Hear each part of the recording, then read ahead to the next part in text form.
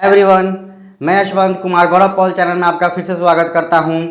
आज हम लोग रियल नंबर का जो अपरिमेय संख्या है उसको कैसे सिद्ध किया जाता है वो हम लोग आज सीखेंगे। आइए स्टार्ट करते हैं। अपरिमेय संख्या सिद्ध करने से पहले एक प्रमेय हम लोगों को ध्यान में रखना है।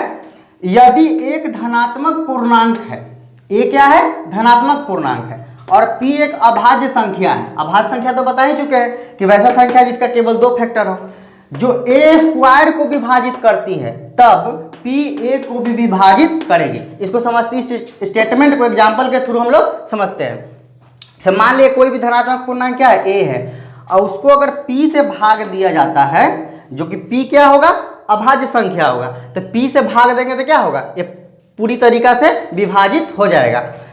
तो यहाँ कोई भी धनात्मक पूर्णांक ले लेना है, और नीचे जो हर है उसमें कोई भी अभाज्य संख्या ले लेना है। तो मान लिए धनात्मक पूर्णांक 2 ले लिए, और अभाज्य संख्या छोटा क्या है? सबसे 2, तो 2 ही से स्टार्ट कर लिए। तो ये 2 से 2 क्या होगा? कट जाएगा। अगर इसका स्क्वायर भी किया जाए तो भी इस 2 से क्या होगा? वो पूरी तरह से विभाजित हो जाएगा। तो इसका मतलब क्या हुआ कि जो संख्या है, जो a संख्या है, वो कोई भी अभाज्य संख्या से अगर विभाजित होता है तो उसके स्क्वायर से भी विभाजित हो जाएगा। तो या अगर इसको पहले बोलेंगे तो ये बोल सकते हैं, अगर इधर से स्टार्ट करेंगे तो ये बोल सकते हैं। तो किसी संख्या, अगर कोई भी धनात्मक पूर्णांक का वर्ग अगर किसी अभाज्य संख्या से विभाजित होता है तो वो संख्या भी जिसका हम लोग वर्ग किए हैं वो भी अभाज्य संख्या से विभाजित होगा। अगला एग्जाम्पल उसी तरह से ले लिया, अभाज्य संख्या अगला क्या है? 3 ले लिए। तो 3 ले लिए और कोई भी धन पूर्णांक क्या ले लिए? हम लोग धनात्मक पूर्णांक ले लिए जो कि इस अभाज्य संख्या से कटना चाहिए, तो ले लिए 6, और इसका स्क्वायर भी करेंगे तो भी 3 से कट जाएगा। जैसे 36 हो गया, 3 से कटेगा ना 36। यानी कि कोई भी धनात्मक पूर्णांक का वर्ग अगर उस किसी अभाज्य संख्या से अगर विभाजित हो रहा है तो वो संख्या भी उस अभाज्य संख्या से विभाजित हो रहा है जिसका हम लोग वर्ग किए हैं। अगला है 5/5। तो देखिए 5 से 5 तो कटेगा ही, और इसका स्क्वायर भी करेंगे तो भी 5 से कट जाएगा। तो जरूरी नहीं कि सेम नहीं रह सकता है, जरूरी नहीं कि सेम ही रहेगा।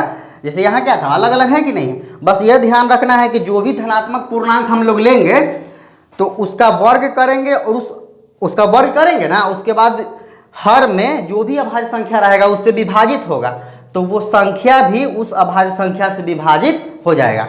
अगला जैसे 21/7 ले लिया तो ये कट रहा है ना, और इसका वर्ग भी कर देंगे तो भी इस 7 से कट जाएगा। जैसे देख लिए, इसका वर्ग करेंगे तो कितना होगा? 441। देखिए 7 से कटेगा कि नहीं?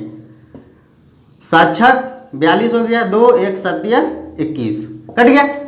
इसका मतलब क्या हुआ कि जो भी संख्या दिया रहता है धनात्मक पूर्णांक, उसका वर्ग अगर अभाज्य संख्या से विभाजित होगा तो वो संख्या भी अभाज्य संख्या से विभाजित हो जाएगा। तो ये एक प्रमेय था जो हम लोग देख चुके हैं, और हम लोग अब सीखते हैं अपरिमेय संख्या को कैसे सिद्ध किया जाता है। हमारा पहला क्वेश्चन है, सिद्ध करें कि √11 एक अपरिमेय संख्या है। √11 क्या है? एक अपरिमेय संख्या। देखिए अपरिमेय संख्या जो है 99% चांस है कि एग्जाम में आएगा ये क्वेश्चन। 99% चांस, 1% है। कोई भी चीज 100% तो होता नहीं है, लेकिन हर साल लगभग आता ही है रूट वाला सिद्ध करने के लिए, इसीलिए इसको ध्यान से हम लोग सीखेंगे। आसान है, सिद्ध करें कि √11 एक अपरिमेय संख्या है। देखिए तो अपरिमेय बोला है ना, तो इसका जस्ट उल्टा मान लेंगे। क्या मान लेंगे? जस्ट उल्टा। माना कि √11 एक क्या है? परिमेय संख्या मान लिए। अब परिमेय संख्या क्या प्रॉपर्टी है कि अर्थात √11 क्या लिखे? p/q। परिमेय संख्या को किस में लिख सकते हैं? p/q के रूप में, तथा p और q में कोई गुणनखंड आपस में कॉमन गुणनखंड होना चाहिए, कॉमन फैक्टर होना चाहिए, नहीं होना चाहिए, यानी उभयनिष्ठ गुणनखंड नहीं होना चाहिए, यानी किसी संख्या से कटना नहीं चाहिए। जहां p और q धन पूर्णांक है, p और q क्या है? एक धनात्मक पूर्णांक ले लिए, कोई भी इंटीजर, साथ ही साथ p और q में कोई उभयनिष्ठ गुणनखंड नहीं है, यानी कि p और q में कोई एक ऐसा संख्या कॉमन नहीं होना चाहिए जो इसको काट दे। अब इसको क्या मान लिए? समीकरण 1 मान लिए। अब समीकरण 1 में दोनों तरफ वर्ग करने पर, क्या करने पर? दोनों तरफ वर्ग करने पर, क्योंकि ये रूट में ना है तो रूट हटाना पड़ेगा, तो क्या करना पड़ेगा? दोनों तरफ इसको, यहाँ √11 है, इसको अगर रूट हटाना चाहेंगे, परिमेय में हमको चेंज करना है, तो हटाना चाहेंगे तो क्या होगा? दोनों तरफ हमको वर्ग करना पड़ेगा। क्यों? क्योंकि यहाँ स्क्वायर से रूट कट जाएगा, तो इधर का अगर रूट हटाए तो जो काम इधर लेफ्ट साइड किए हैं वही काम राइट साइड भी करना पड़ेगा, इसलिए दोनों तरफ क्या कर दिए? वर्ग कर दिए। तो ये तो स्क्वायर से रूट कट गया तो बचा कितना 11। इसका क्या पी स्क्वायर क्यू स्क्वायर। अब थोड़ी देर और हम लोग थोड़ा देर पहले सीख चुके हैं कि ये जो थ्योरम एक था कि कोई भी संख्या है अभाज्य संख्या, अगर उसका वर्ग और कोई एक धनात्मक पूर्णांक है उसका वर्ग अगर उस संख्या से कटता था तो वो संख्या भी उस अभाज्य संख्या से कट जाता था। तो यहाँ देखिए यहाँ से क्या किए कि एक क्यू को, दो क्यू है ना यहाँ पर, उसमें से एक क्यू को इधर क्या किए क्रॉस मल्टीप्लाई कर दिए। क्या कर दिए क्रॉस मल्टीप्लाई। तो 11 क्यू हो गया, इधर एक क्यू बचा, इसको मान लिया समीकरण 2।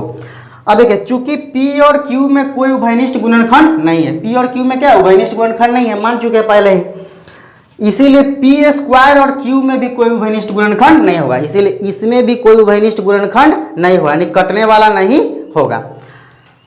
तो यहाँ देखिए यहाँ P बटा Q, P बटा जो Q है P बाई Q है, ये क्या आ गया भिन्न है। क्या है भिन्न है, यानी इसको P बाई Q के रूप में जिसको लिखते हैं उसको भिन्न कहते हैं।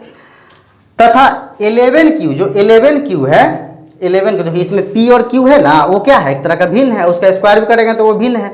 लेकिन 11Q क्या है, ये क्या है पूर्णांक, 11 पूर्णांक है, उससे कोई भी संख्या को मल्टीप्लाई कर देंगे तो वो भी क्या कहलाएगा पूर्णांक ही कहलाएगा। तो ये Q से मल्टीप्लाई, Q का मतलब कोई अंक यहाँ रह सकता है, पुट कर सकते हैं, तो ये भी ये पूर्णांक है, ये क्या है भिन्न है। तो भिन्न कभी पूर्णांक के बराबर हो सकता है, इसलिए जो कि असंभव है। देखिए कोई भी संख्या अगर पूर्णांक लेंगे तो उसको भिन्न तो कह सकते हैं, लेकिन क्या सारा भिन्न को पूर्णांक कह सकते हैं, नहीं कह सकते हैं। इसीलिए सारा भिन्न को पूर्णांक नहीं कह सकते, इसीलिए बात संभव नहीं कि भिन्न बराबर पूर्णांक हो जाए। हाँ कोई पूर्णांक अगर होगा उसको हम लोग भिन्न कह सकते हैं, लेकिन सारे भिन्न को पूर्णांक नहीं कहा जा सकता। इस तथ्य के आधार पर हम लोग मान सकते हैं कि ये संभव नहीं है कि भिन्न बराबर पूर्णांक हो जाए। और हमारा क्या था, अतः हमारी मान्यता क्या है गलत है। जो हम लोग माने थे कि रूट 11 क्या है परिमेय संख्या है, तो ये तो हमारे मान्यता के विरोध में आ गया, तो इसलिए हमारी मान्यता गलत है। रूट 11 एक परिमेय संख्या नहीं बल्कि अपरिमेय संख्या है। ठीक है, प्रूफ हो गया। तो इस तरह से कुछ यहाँ 11 के जगह कोई भी दे देगा संख्या, जैसे रूट 7 दे दिया, रूट 5 दे दिया, रूट 3 दे दिया, कुछ भी रूट के अंदर कुछ भी, रूट एक जगह पर कुछ भी दे सकता है। इस तरह का कोई भी संख्या दे देगा तो हम लोग इसी तरह से प्रूफ करेंगे। और अगर मिला करके देगा, जोड़ के साथ दे देगा, घटाव के साथ दे देगा, गुना के साथ दे देगा, भाग के साथ देगा, उसको कैसे करेंगे उसको भी हम लोग देखेंगे। आगे क्वेश्चन हम लोग देखते हैं नेक्स्ट वीडियो में। Thank you very much.